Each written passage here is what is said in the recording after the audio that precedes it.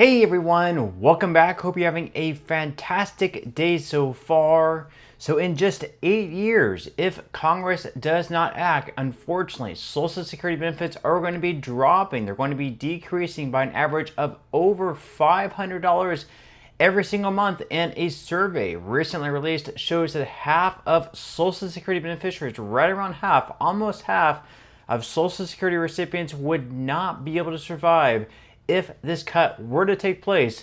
In today's video, we're going to be breaking down everything that you need to know. But before we go ahead and dive into it for today, if you would like to receive up to $200 in free stock or $200 in free cash, in a pinned comment below, I will be leaving a link to Robinhood. All you have to do is once you click on that link is just sign up for a free account and then simply link your bank account. You do not even have to make an opening deposit. At that point in time, Robinhood will be sending you one free stock worth all the way up to $200. And if you really just have the cash, all you have to do is once you receive the free stock is just sell it for what it's worth and then transfer the cash value right back to your bank account.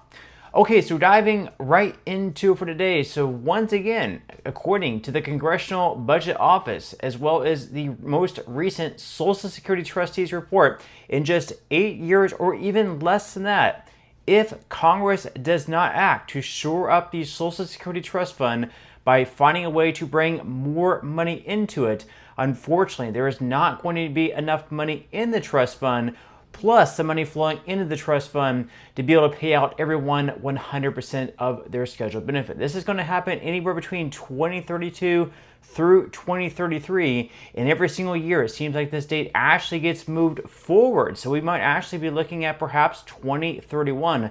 Congress will need to take action by either raising taxes or cutting benefits, raising the retirement age, or taking some sort of action to ensure that we have enough money in the trust fund to be able to pay out everyone 100% of their scheduled benefit. If we're not able to have this take place, if we cannot have Congress act, if we don't see Congress act within that time frame, and we do have this cut take place, then according to a recent survey, it suggests that right around close to 50% of all Social Security recipients will not be able to survive with this cut taking place. This is going to be a cut of right around $500, possibly even more than that, per month for the average Social Security beneficiary. So according to Newsweek, more than half of Social Security recipients would not financially survive if they missed even half of a monthly payment, according to a new nationwide financial survey.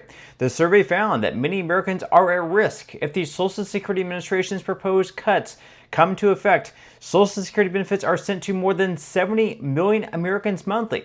The SSA is set to run out of money for full payments in the 2030s unless Congress takes action. And in the survey, which spanned responses from more than 1,800 U.S. adults, 14% of recipients strongly agreed that they wouldn't be able to survive a missed payment, and 30% somewhat agreed. So it's very apparent there. If we miss payments, if we have payments cut, right around close to 50% of Social Security beneficiaries say they would not be able to survive on what they would be receiving. That, of course, would then make them go back to perhaps trying to get another job, or having to lower their overall expenses, whether it's finding rent in a cheaper place, missing perhaps not getting as many groceries, skipping out on prescription drugs, very important things there. It's going to be quite devastating for many Americans if this cut does take place. Now they go on here to say that of respondents, 74% said they were worried about Social Security benefits running out at some point in their lifetime,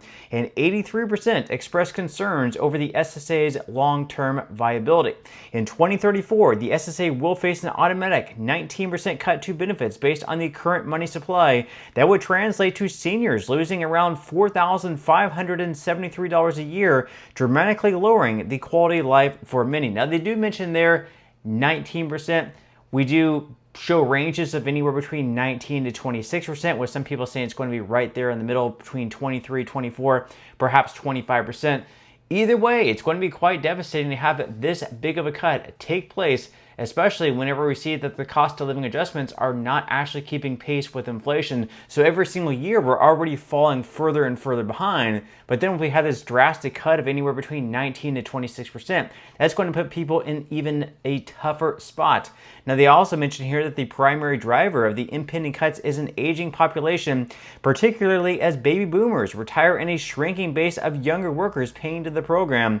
As a result, the Social Security Administration would only be able to pay about 80% of scheduled benefits unless funding solutions are enacted. And a prior Cato Institute report found that young workers will see a reduction equivalent to $110,000 of their lifetime earnings due to higher taxes and or reduced benefits.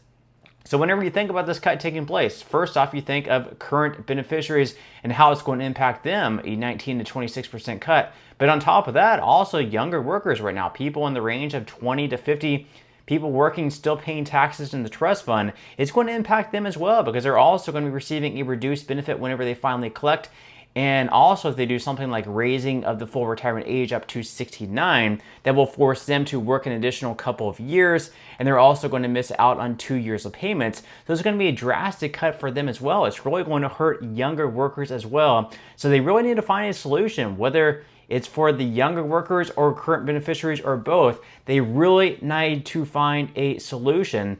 Now, of course, this year the average benefit is right around $2,000 per month. So if you really want to see how much of a cut this is going to end up being, next year we are looking at a 2.7% cost of living adjustment, which means that the average benefit is going to rise up to $2,054 per month, somewhere around that range. And then if we end up with an average of, let's say, like 2.5%, for the cost of living adjustments over the next few years up until 2033, you're going to be looking at an average benefit of right around $2,450 per month.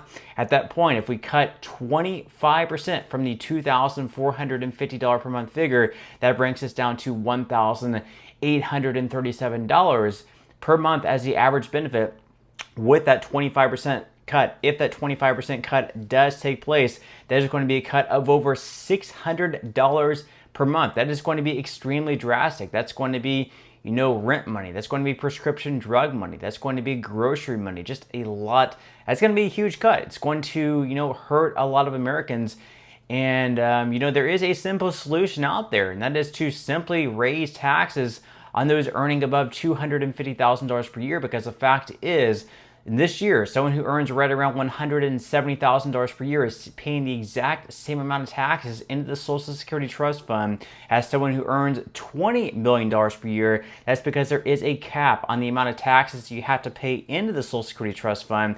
And this year, it's right around $176,100. Anything you earn above that, you no longer pay taxes into the trust fund. And I asked ChatGPT this question here: how many Americans earn above $250,000 per year? They say that according to U.S. Census Bureau data, about 7% of American households earn over $250,000 annually. They also say that another source estimates 3.2% of households earn over $250,000, accounting for roughly 2.88 million households.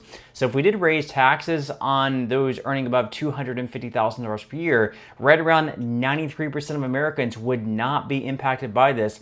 Only 7% of Americans earn above this figure, so only 7% of Americans would have to pay more taxes into the trust fund. Now, of course, the problem is that Republican lawmakers in D.C. are pretty much firmly against raising taxes. They're very much anti-tax. So we might have Democrats on board with raising taxes on those earning above $250,000 per year, but Republicans are going to vote no on that bill, so they really have no chance of that passing. However, there is a bipartisan, team building up in D.C. right now. It's being headed by Bill Cassidy, a Republican, and Tim Kaine, a Democrat. They're trying to recruit other Democrats and Republicans to get on board with this idea. Basically, what they would be doing is they'd be making a separate investment fund. They'd be putting $1.5 trillion into that fund over the course of 5 years, investing that into the stock market for right around 75 years. They would be letting that amount grow.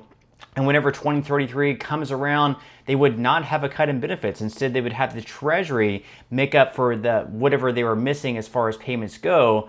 The Treasury would pay everything off, and then that investment fund after 75 years would pay everything that the Treasury helped the trust fund pay off, and then it would sort of make up for the difference there. Of course, the risk is that the stock market may not perform as well as it has over the past 100 years, over the next 75 years. So if it does not perform as well, then that could obviously be a huge risk, but we will have to wait and see what happens. Again, 8 years seems like it might be a long ways away, but in reality, 8 years is going to fly by. It's going to be here before we know it. So Congress should act sooner rather than later. But with that said, that's all I have for today's video. I certainly hope you enjoyed and found value out of it, and I will see you in the next one.